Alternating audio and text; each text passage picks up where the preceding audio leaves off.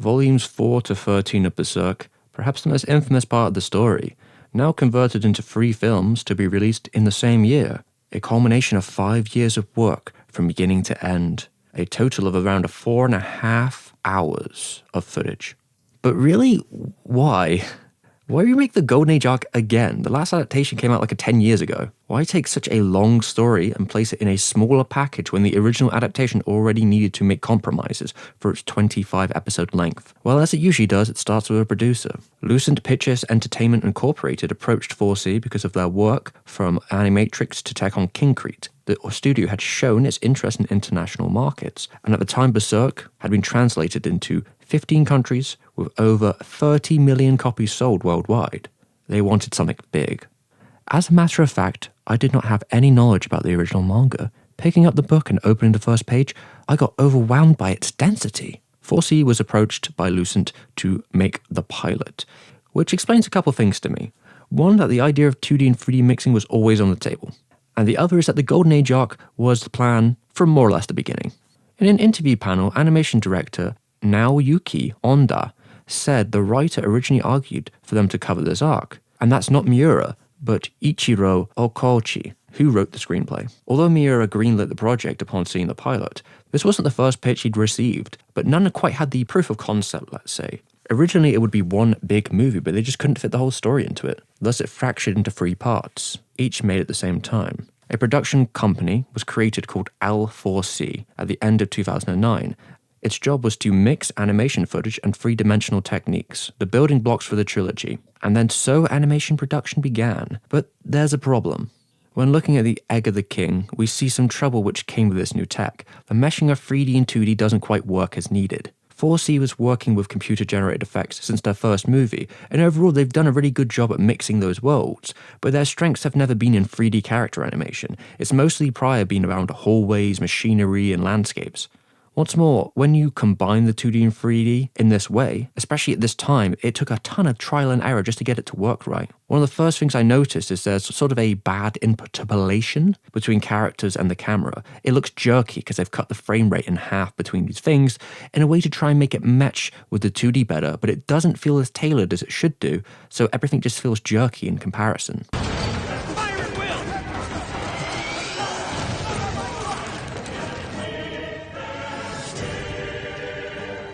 Even beyond that, the 3D scenes hit you like a truck. They don't connect to the 2D, which are at such a better level of quality. This does slowly improve with each entry, and something the team has commented on at the time, saying they were trying their best to improve it.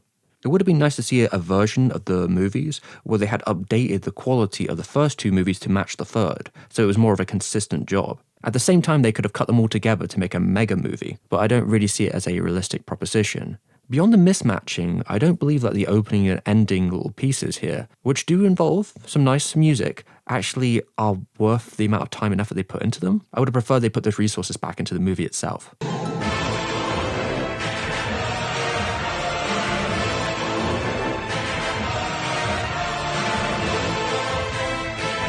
Though I've got to pay my dues, 4C, while they had problems making this movie, the people working on them are definitely talent, and it shines through in the end. It's gratifying to see basically decades of visual language from the studio all implemented at the same time. I've heard the Band of the Hawk will take up the vanguard in the war effort. That honor is for Count Julius and his White Dragon Knights. He's being relieved, most likely because his ransom was too great. When it comes to CG, it's still some impressive stuff in here, in particular how they use 3D armor merged with 2D faces and other trinkets on top in a seamless fashion. The only reason I can tell here that this is kind of a CG body is the shadows on Griffith's arm. Another cool thing you can do here is like play with lighting on the armor as you combine these 2 together. It also helps like save time on drawing really complicated armor sets. Although I think the biggest achievement is Sod, notably the hardest character to animate, as his joint movements were done first before it was all re-rendered in 3D. As a character, his bestial form and movements really work, and it gives him like an otherworldly power. And it's gratifying seeing such a kinesthetic battle take place with both Guts and Griffith in a way that you could never see on a TV show.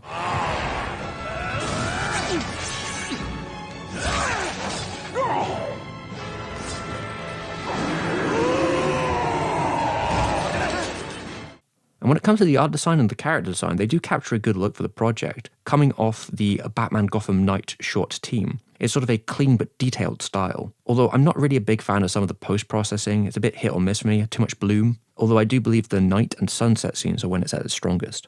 Another area in which the movies bring their own sort of spectacle is the sword fights, where they brought in these actual choreographers to capture how a medieval fight would have actually taken place. And they've done the same for the whole setting, trying to make it as historically accurate as possible. On one side, with the sword fights, I think this helps show the emotion and flair of each characters and brings a more tactical sense to the battles.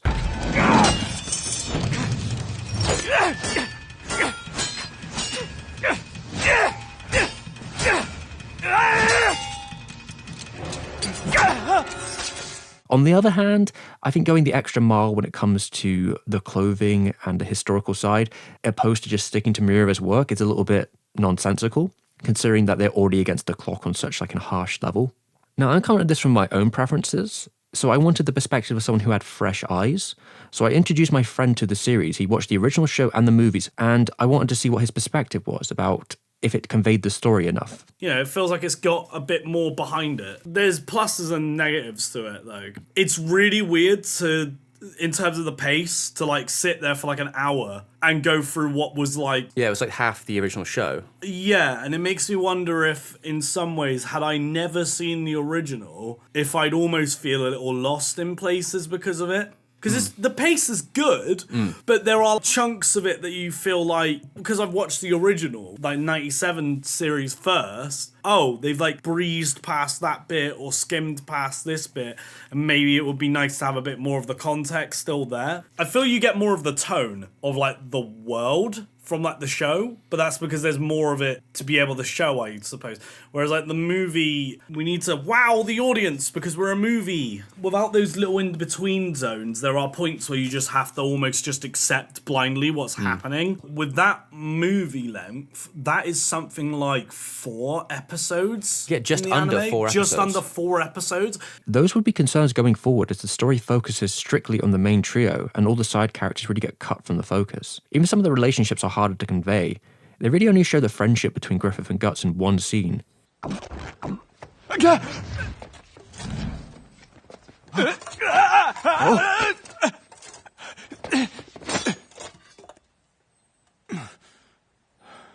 you don't really get that slower celebration or the experience of living with the Hawks and seeing their rise. There's just too much speed. The bigger approach is also reflective in the music, which I do at times like a lot.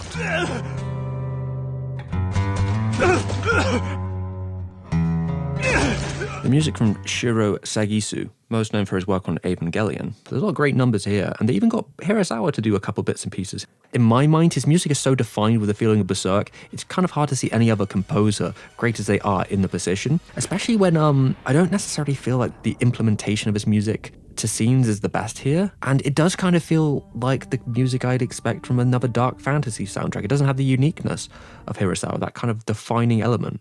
And I guess that's somewhat the beauty of adaptations, is seeing how they are completely changed in feeling just by something like the pieces of music, even if that's for better or worse.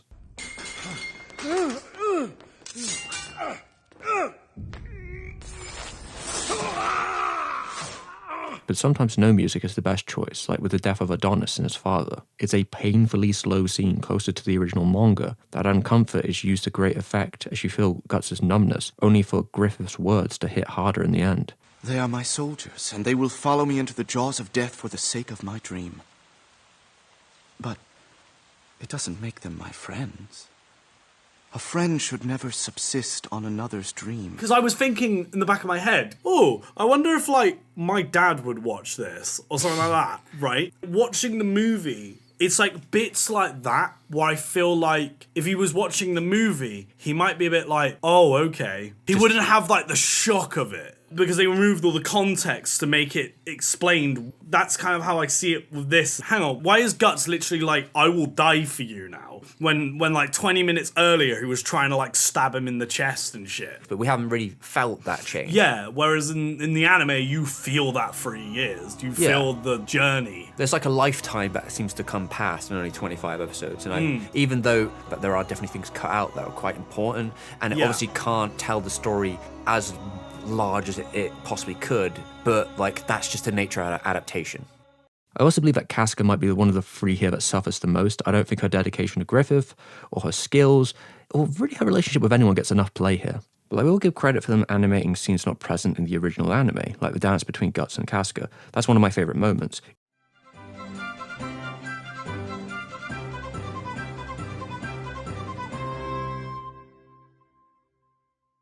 Even the talk shows off some of the beauty of the smaller body language moments. The director was against characters monologuing their thoughts and wanted to leave it up to the audience, although sometimes he does the opposite, it seems, where maybe they play their hand a little too hard. And even some of the uglier moments in the manga are kind of amplified in such a way where I'm kind of thinking like, why do these moments exist in the story? What are they trying to tell us about the characters? Like, if we're going to have Guts' abuse in the story, and it kind of is in a very subtle way, then why are we not bringing the actual aftermath of that? Well, the reason he's aloof to people or disgusted when people touch him in the first place. Same with Griffiths and the sacrifices he made with selling himself. We don't see the actual damage, it's only brought up in passing. If Berserk is ultimately about trauma and kind of moving through it, then I don't really see much of that in this adaptation. What you really do get is the big flashy manga moments and the big battles, opposed to the more quiet inflections. It's wonderful to see those moments in like really big form. But, you know, if this was actually a TV show or something smaller, like, you wouldn't have to make so many compromises. The speed of it all gets quite frustrating to me. I felt kind of disorientated and annoyed watching it opposed to seeing the original television show again, even though I spent around the same amount of time watching both. And I'll give the team that Part 3 is definitely the most consistent in its looks, but I'm not necessarily a big fan of how they handle the eclipse. There's about 3 endings smushed in here, and I don't think it kind of lives up to the subtleties in the first adaptation. This one's a bit more over the top, especially in musical choices, fights, and the arrival of the Skull Knight, which, yeah, happens in the manga, but the way they do it here is kind of a bit whiplashy. And it's a shame because the transformation of Griffith is so perfectly handled. It's just such a beautifully visual experience to watch. That's right. This is why. Why I will. And it might be some of the best animation in the trilogy. And I'm not 100% sure who animated it. It might be this person here.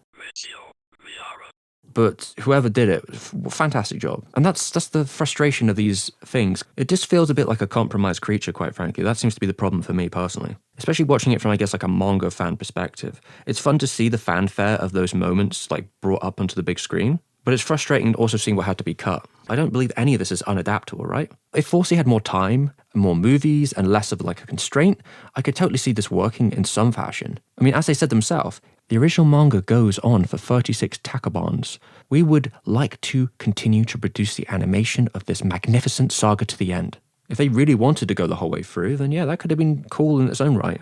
But ultimately, it wasn't viable as a format in 2012. We'd never see Forsey's approach again. And that's kind of a shame for where like it ended up going. Especially with like Children of the Sea, which its approach is so beautiful and wild, I would have loved to see Berserk do something similar. Miura also liked the adaptation and asked the director to actually do the next arc, The Black Swordsman. Considering it's only 3 volumes as well and it's less fully formed, I feel like the team could have tackled it with more leeway in hindsight. It could have been interesting to see. Honestly, I don't think this is like an unadaptable situation. Despite the troubles of later adaptations, I feel like there's never really been a better time to try and do another one. Especially with programs like Blender, which can combine 2D and 3D so seamlessly now. They aren't enemies, they can work together for the betterment of the one adaptation. I do believe though that like movies are just not a great format for the series. Maybe only if it was like a small battle or finale for something. You kind of lose something in the slower, more contemplativeness of like the original television show. Berserk is more about the boat ride than is the grand finale. I don't know if you want to hire a French team, Koreans. I know there's a lot of drainage in the Japanese industry, but like there are plenty of talented teams in this world. I don't see why Netflix or someone like that would not take it on as a streaming service, like as an ONA. Even if it was actually CGI, but in a more grand state, because I believe the PS2 game is actually a really good example of like adapting Berserk in that way and working. But, you know, maybe you have to go up with that sort of Square Enix production. To be honest, it's not like Berserk couldn't do that. Like, we're talking about a series that has sold over 50 million copies worldwide. It's the biggest Dark Horse comic ever. And they produced 3 Hellboy films, all costing probably a lot more than any other Berserk adaptation. I don't see why Berserk can't get the same treatment. And yet, there's still a couple of things that could be added to these adaptations. Like, the humor in Berserk has never quite been thrown on the screen in the way that it is in the manga. Or really trying to like emulate the sort of more black and white muted style of Berserk, similar to like Uzumaki. Alright, in the end of the day, I don't know if there's a wrong place to start when it comes to Berserk. If it gets you interested in the series, should it really matter? If you picked up a volume when you're like 16 in like a different country, or like one of my friends actually, his first exposure to Berserk was the latest video game, which has cutscenes from this movie trilogy in them actually. So That's funny. But ultimately, myself, I personally wouldn't recommend this to newcomers. I think if you're a little bit scared of like reading the manga, then you should try the television show, the original one. Hello there, we have Kat over here. And you have just watched a 4-Sember or a 4C month video. Now, there's supposed to be a bunch of them. We're supposed to be releasing them every day after all. And at the end of the month, we should have a full, expanded, revised version for everyone to see. If you want to keep checking them out, there should be a playlist probably on the screen, I'm guessing. And to thank everyone who has helped support me during this period of time, it's been a little bit hectic to try and get these videos out.